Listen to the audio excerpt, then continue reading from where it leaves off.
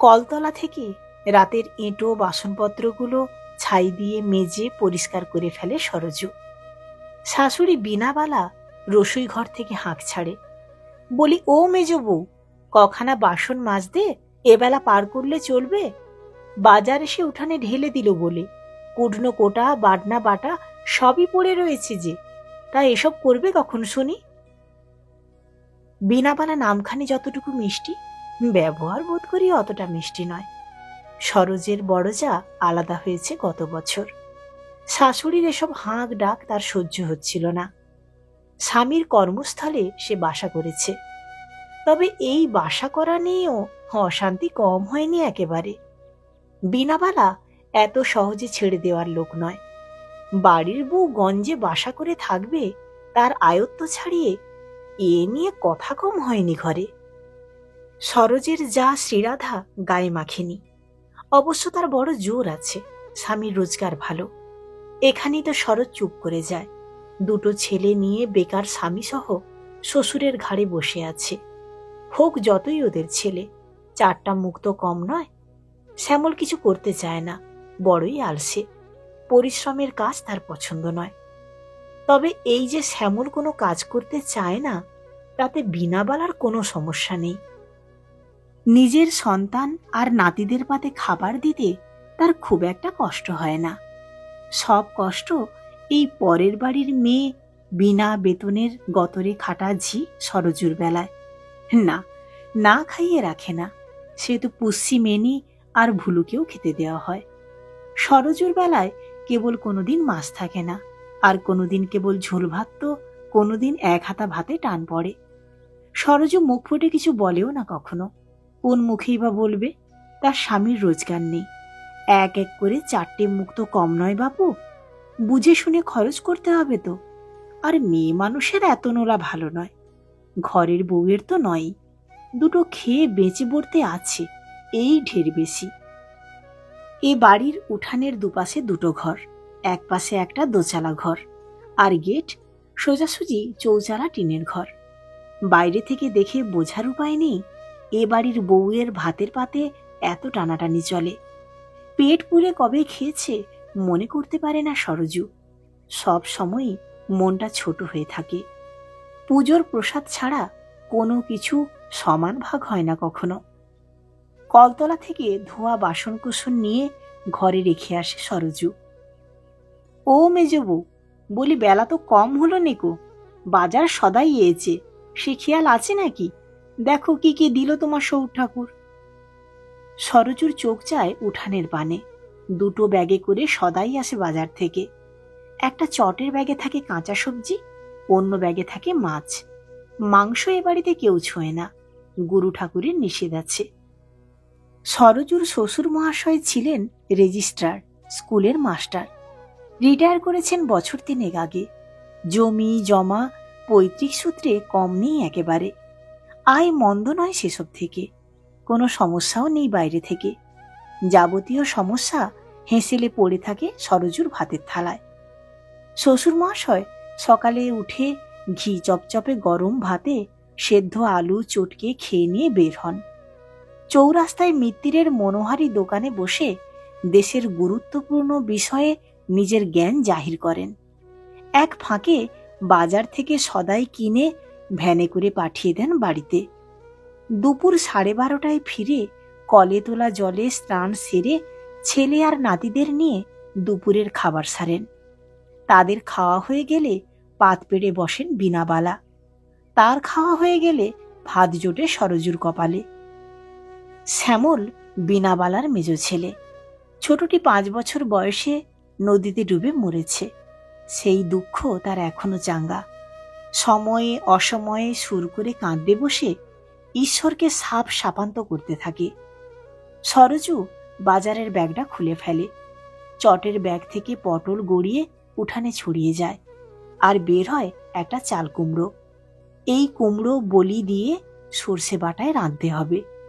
পটলের জন্য নারকেলের পুর করতে হবে কিনা সে সিদ্ধান্ত নেবে বিনাবালা। অন্য ব্যাগটা থেকে জ্যান্ত কই মাছ ঘাড়ে ভর দিয়ে বের হওয়ার আপ্রাণ চেষ্টা করে যাচ্ছে।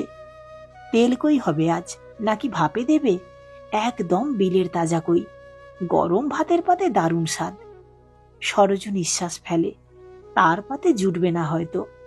বিয়ের সময় বাবা বলে দিয়েছিলেন, এ বাড়িতে তুমি অতিথি হয়েছিলে, যাদের কাছে যাচ্ছ তারাই তোমার আপন, সে ঘর তোমার নিজের।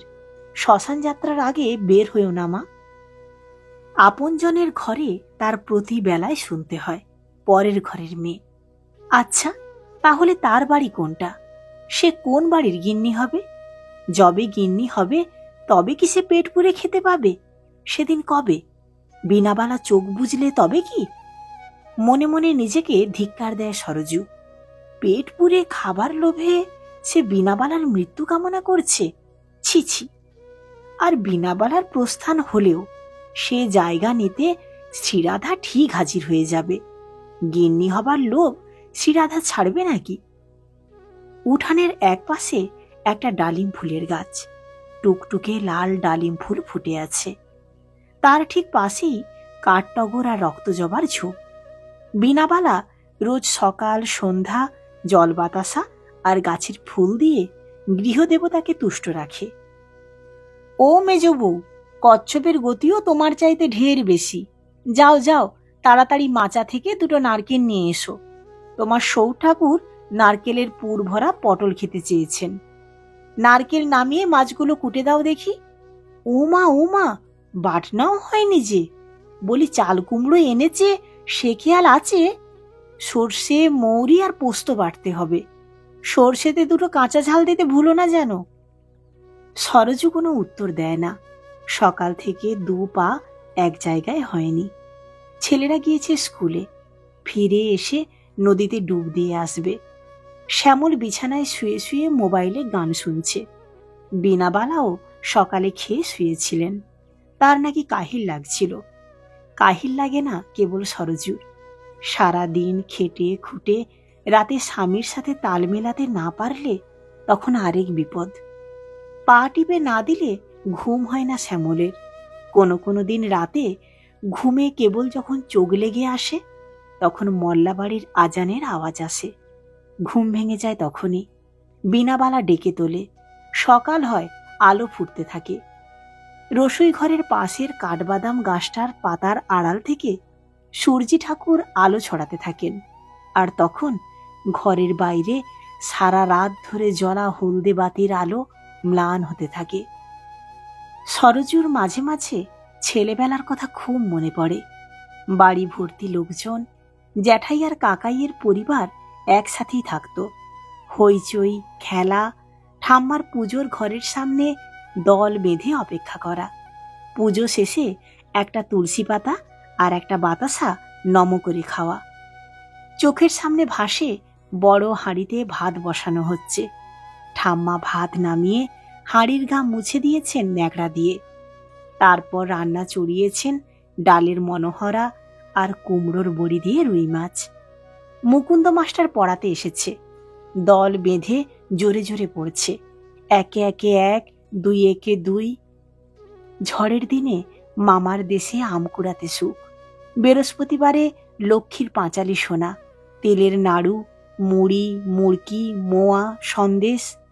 এরপরে চোখে ভাসে সবাই লাইন দিয়ে খেতে বসেছে। কাঁসার থালায় দুপুরের তরকারি, 3 রকমের ভাজা। খাবারের কথা মনে হতেই সরজুর গলার কাছে খিদে দলা পাকিয়ে আসে। বৌমা, তোমার সৌ ঠাকুর আসার সময় হয়ে গেল, এখনো মাছ কুটে উঠতে পারলে না? তুমি বাবু বড্ড ধীরু। দিচ্ছি মা, এখনই হয়ে যাবে বলে সরজু উঠানে ছাই আর আঁশবটি নিয়ে বসে। কই মাছের প্রাণ কি সাধে বলে? কেটে ফেলার পরেও মাছের প্রাণ যায় না, ল্যাজ নাড়তে থাকে। বাড়তে হবে নারকেলও। নারকেলের পুর পটলে ভরে দিতে হবে। মাছ কাটা শেষ হতেই বিনাবালার ডাক আবার, ও বৌমা, যাও তো পুষ্কনির পাড় থেকে গোটা কয়েক লাউয়ের পাতা তুলে আনো, কই ভাপে দেই আজ। অগত্যা হাতের কাজ ফেলে সরজু ছুটল লাউ পাতা ছিঁড়তে। পেছনে একটা অগভীর পুকুর আছে, সেখানে কেউ নামে না। পাশ থেকে লাউ মাচা তুলে দেওয়া হয়েছে। সরজু ফিরে আসে লাউ পাতা নিয়ে। বাটনা বাটা এরপরে সর্ষে, হলুদ, মরিচ, সব বেটে দেয় বিনাবালাকে। ও পাড়ার মালতী দি আশপাশ সব ঘরের বাসন মেজে দেয়। বিনাবালা তাকে রাখে না। সরজু একবার কথা তুলতেই বিনাবালা বলেছে, ক পয়সা দাও বাছা সংসারে, এক এক করে মুখ তো কম নয়, তোমার তো সে চিন্তে নেই, খালি পয়সা ওড়ানোর চিন্তে। বেলা গড়িয়ে যায়, ভাত নামে, একে একে পুরভরা পটল, ভাপা কই সবই নামে। স্বামী আর ছেলেকে খেতে দিয়ে বিনাবালা একটু রোয়াকে বসে। তার কেমন যেন বুক ধড়পড় করে হুট করেই, খেতে পারে না আরাম করে। সরজুর কপাল ভালো আজ, পাতে ছোট একটা মাছ আছে। আরাম করে কয়েক দলা ভাত মুখে দিল যখন, ধপ করে আওয়াজ হলো। সরজু হেসিল থেকে বাইরে তাকিয়ে দেখে বিনাবালা রোয়াক থেকে গড়িয়ে উঠানে পড়েছে। ভাত রেখে উঠতে ইচ্ছে করে না তার, গপাগপ কয়েক দলা মুখে পুরে দেয়। ততক্ষণে শ্যামল উঠানে চলে এসেছে। মেজ বউ, সরজু, কোথায় গেলে? শিগগির এসো দেখিনি, দেখো মায়ের কি অবস্থা হয়েছে। কোথায় গেলে? ও মা, মা গো, কথা বলো। সরজু পাতের ভাত শেষ করে তবে ওঠে। ততক্ষণে বিনাবালার ইহলীলা সাঙ্গ হয়েছে। আহা, বড় ভালো মানুষ ছিলেন, নরম মনের, কোনো দিন কাউকে একটাও কটু কথা বলেননি, দান করতেন আঁচল ভরে। এমন ভালো ভালো কথা ওঠে পাড়া প্রতিবেশীদের মুখ থেকে। সরজু চুপচাপ শোনে। সন্ধ্যার মধ্যে বিনাবালা চিতায় উঠে পড়েন। সময় দ্রুত শেষ হয়। মায়ের মৃত্যুর পরে হবিষ্যি গ্রহণ করে ব্রাহ্মচর্য পালন, পুরক পিণ্ডদান, মস্তক মুণ্ডন করে অশৌচ পালন করে শ্যামল। এক সময় অশৌচকাল কাটে। শাশুড়ি ঠাকুরন গত হয়েছেন। বড় বউ কি সংসারের হাল ধরতে আসবে এবার? সরজু মনে মনে শক্ত হয়, তার সংসার, কাউকে এসে জায়গা নিতে দেবে না সে। অবশ্য সরজুর এই ভয় অমূলক হয়ে যায় যখন শ্রীরাধা জানায় সে গঞ্জের বাসা ছেড়ে আসবে না গ্রামে, কালে ভদ্রে বেড়াতে আসবে, এটুকুই। বাড়ির সব দায়িত্ব সরজুরই এখন। বিনা প্রতিদ্বন্দ্বিতায় সে গিন্নি হয়েছে। সৌর ঠাকুরের বয়স বাড়ছে, তাকে সময় মতো খেতে দিতে হয়। স্বামী, দুই ছেলেকে নিয়ে সরজুর ব্যস্ততার শেষ নেই। শ্রীরাধা বেড়াতে এসেছে এক বৈশাখে। তার যত্নের কোনো ত্রুটি রাখল না সরজু। দুপুরে স্বামী, ভাসুর ঠাকুর, সৌরমশাই ছেলেদের খেতে দিল পাত ভরে। শ্রীরাধা আর সরজু দুই যা একত্রে বসে খাবে। খেতে বসে শ্রীরাধা দেখল বড় বড় দুটো কই মাছ দুজনের প্লেটে। শ্রীরাধা মনে করে দেখল বড় মাছ ছিল গোটা কয়েক। তা বলে বাড়ির পুরুষ মানুষদের অপেক্ষাকৃত ছোট মাছ দিয়ে খেতে দেওয়া, এ কেমন অনাসৃষ্টি কাণ্ড ভাই? সরজু হাসে। অনাসৃষ্টি নয়, বিনাবালার দিন শেষ। এখন এ সংসার সরজুর, গিন্নি হয়েছে সে। এখন নিয়ম পাল্টেছে। পাল্টে যাওয়া নিয়মে বাড়ির মেয়েরা বড় মাছ খাবে, পেট ভরে ভাত খাবে। সারা দিন কাজ করে আধপেট খাওয়ার নিয়ম এখন আর চলবে না। তাড়াতাড়ি খাও দিদি, মালতী দি ঢুকবে খানিক বাদেই। এঁটো বাসন ধুয়ে মুছে তবে যাবে। ও বেলায় রান্নার ব্যবস্থা করতে হবে তো, এতগুলো মানুষ, মুখ তো কম নয়। শ্রীরাধা ভীষণ অবাক হয়ে সরজুর দিকে তাকিয়ে থাকে। সরজু সত্যি গিন্নি হয়েছে। কলমে সানজানা আলম, পাঠে আমি সুদীপ্তা। আপনাদের এই গল্প পাঠটি কেমন লাগলো অবশ্যই কমেন্টস করে জানাবেন। যদি গল্প পাঠটি ভালো লাগে তাহলে লাইক, কমেন্টস এবং শেয়ার করতে ভুলবেন না। ধন্যবাদ।